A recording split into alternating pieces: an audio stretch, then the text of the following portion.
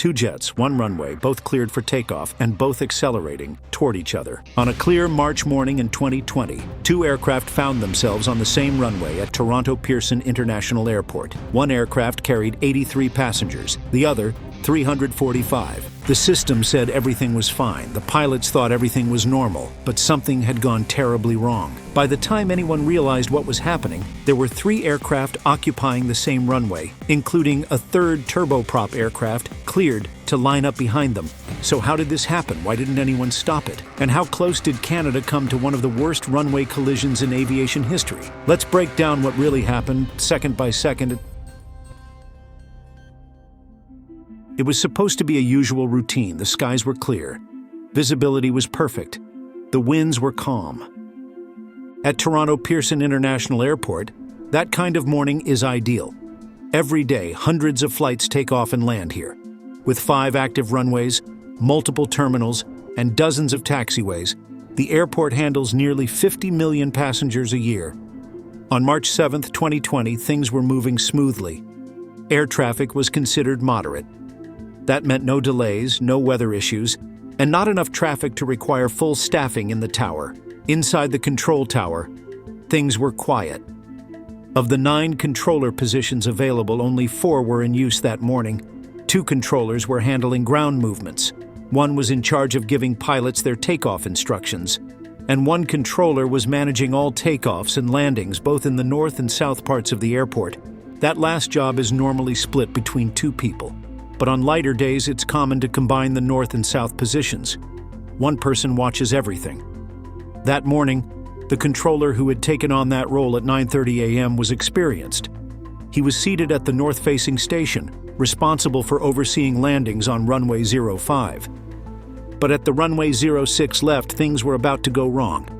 That morning, 3 aircraft became part of a serious chain of events, and none of the people on board had any idea what was coming. The first aircraft, Air Canada Embraer 190. It was a narrow-body jet designed for short to medium-haul flights. On board were 83 passengers, 2 pilots, and 2 cabin crew. This flight was bound for Denver, Colorado. The weather was perfect for flying, and everything appeared normal. The second aircraft, Boeing 777. Just moments after the Embraer began rolling, the tower gave instructions to a second plane, much larger one. This was an Air Canada Boeing 777, one of the biggest passenger jets in the world. It was carrying 345 passengers, 2 pilots, and 12 cabin crew. The crew was told to line up and wait behind the Embraer on the same runway, meaning they would be ready to take off as soon as they got clearance. The Boeing crew followed instructions and lined up at the threshold of runway 06 left, watching the smaller jet ahead of them. They assumed that the Embraer would be airborne any second. From their point of view, everything seemed fine. Behind them, a third aircraft, a de Havilland Dash 8 turboprop, was also given instructions to line up and wait on the same runway. This one was smaller, typically used for regional flights. Now 3 planes, one already accelerating, one preparing to do so, and one waiting, were lined up on the same runway. Still, no warnings went off. No one in the air, on the ground, or in the tower had reason to believe something was wrong. But something was wrong, and it started with a bird. At exactly 9:48 a.m. and 4 seconds, an Air Canada Embraer 190 began its takeoff roll on runway 06 left. After 20 seconds, the Embraer reached 50 knots of indicated airspeed. That's how fast the plane thinks it's going through the air. It kept gaining speed. But the tower's radar system, called the Advanced Surface Movement Guidance and Control System, or ASMGCS for short, showed something strange. It displayed the Embraer as being in the air, with an altitude tag reading 500 feet above sea level.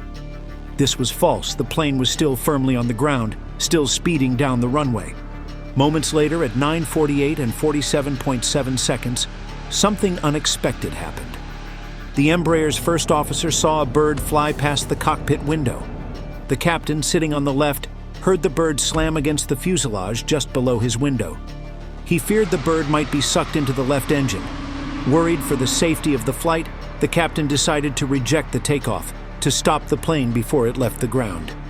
The Embraer was traveling at 139 knots at the time. which was just below the 146 knots that the V1 decision speed required. V1 is the point of no return. Beyond it, pilots must take off no matter what. A second and a half after the bird strike, the captain ordered the rejected takeoff.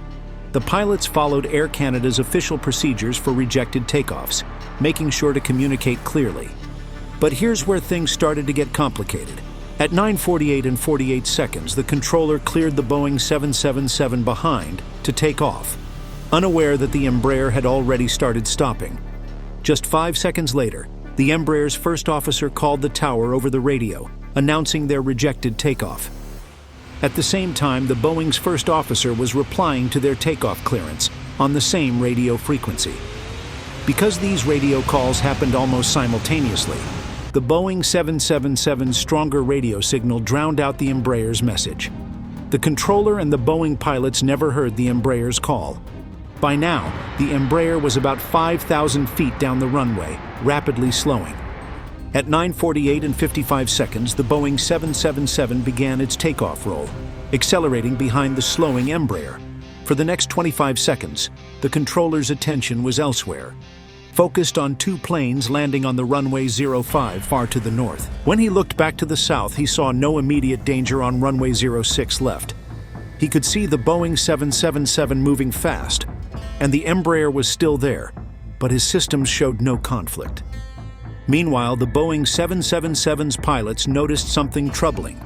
As they accelerated through 80 knots, they saw the Embraer still on the runway ahead.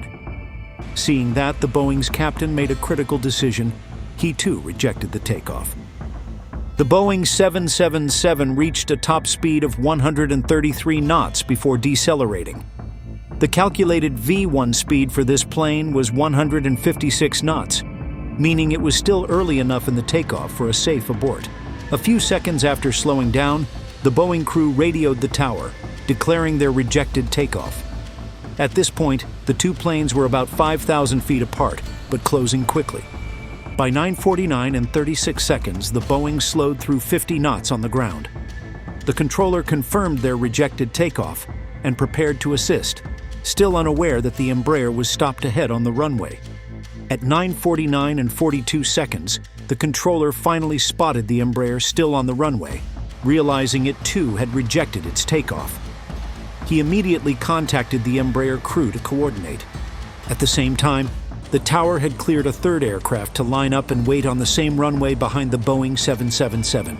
Thankfully, the Dash 8 did not enter the runway until the Embraer and Boeing had slowed safely, avoiding a dangerous conflict. During this time, the radar system's track labels switched between showing the planes as in air and on ground multiple times, confusing the alert system. The Embraer taxied off the runway at the far end, heading back to the terminal without further incident. The Boeing 777 stopped around the middle of the runway and had to wait 45 minutes on the taxiway for its brakes to cool before continuing. So what just happened in 20 seconds? 9:48 a.m., Embraer cleared for takeoff. 9:48:47, bird strike occurs. 9:48:48, Boeing cleared for takeoff. 9:48:53, overlapping radio messages. 9:48:55, Boeing begins accelerating. 9:49:24, Boeing sees Embraer still on runway. 9:49:36, Boeing aborts. 9:49:42, controller realizes both had rejected. All within 1 minute. After the incident, a thorough investigation was launched to understand exactly what had happened and why. Investigators looked at every detail, from the air traffic controller's actions, the pilot's decisions, to the technology involved. They found that the situation was caused by several factors working together.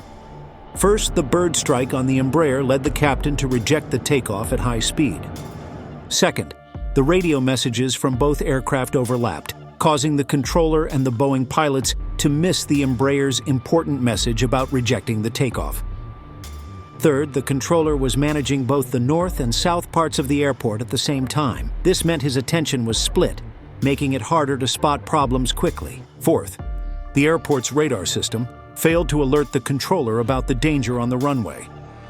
This was because the system depends on the aircraft sending accurate signals about whether they are on the ground or in the air. The Embraer system sent a false airborne signal early in its takeoff roll, confusing the alert system and preventing it from triggering a warning. Together, these factors led to two large aircraft being on the same runway at once.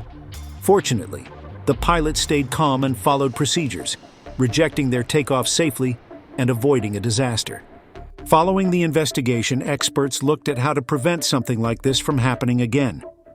Several safety improvements were recommended: better radio communication procedures to reduce the chance of overlapping messages hiding important information, adjustments to how radar and alert systems interpret aircraft signals, especially when planes send early airborne indications, changes in how air traffic controllers are scheduled and assigned, so they're not overloaded by managing too many areas at once.